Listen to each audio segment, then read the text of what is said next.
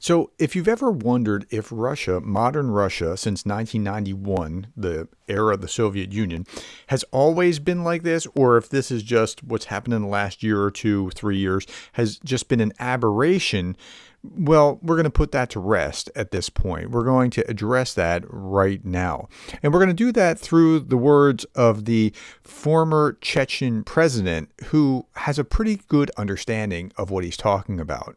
Now, this is the former president of Chechnya. Now, we want to read a little bit about him before you read what he has to say.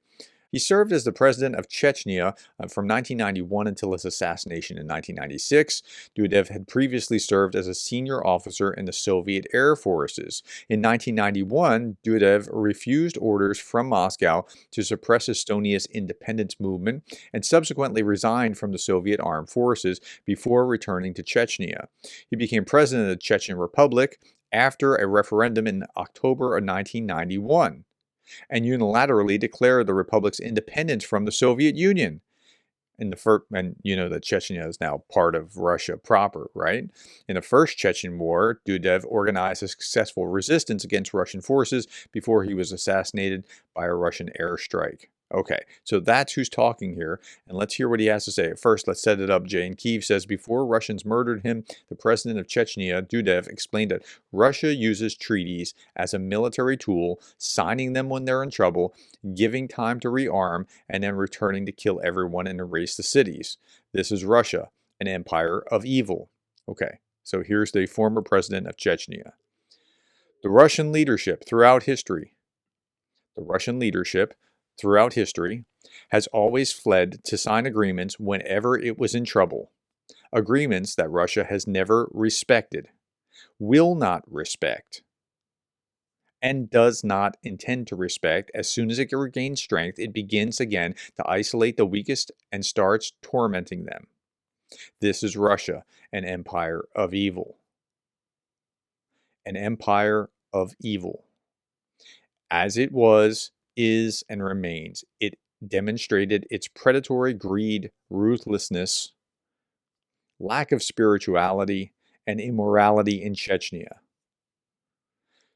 250,000 troops, 5,600 pieces of armored equipment,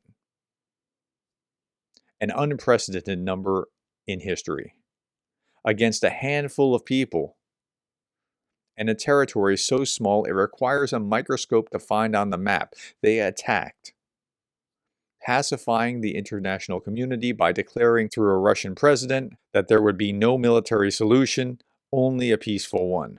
And then on New Year's Eve, they mix sand, earth, sky, blood, and human flesh into a bloody mess. They have no intention of deviating from this policy. They have no intention. This is what Russia is. If the world, I declare responsibly, does not collectively stop this plague or make Russia lawful, there was never and will never be democracy there, although at least they should adhere to international law norms. Then the world is in for the heaviest shocks, the most severe upheavals. The man's prophetic. I mean, this is what's happened since. Okay, last little bit, the parody site Darth Putin, how Russia peacefully became the world's largest country. First, pretend that you've been attacked. Then, defend yourself in someone else's country. Then, flatten cities, kill tens or hundreds of thousands. Then, replace with Russians. Claim it was liberation and progress. And then rinse and repeat. Yep. It's not an aberration. This isn't a bug. It's a feature. It's the way the system works. All right, tell me what you thought about this. Put it in the comments below. Thank you for your time, the likes, the shares, the subscribes, and thank you for being the kind of person that cares about Ukraine.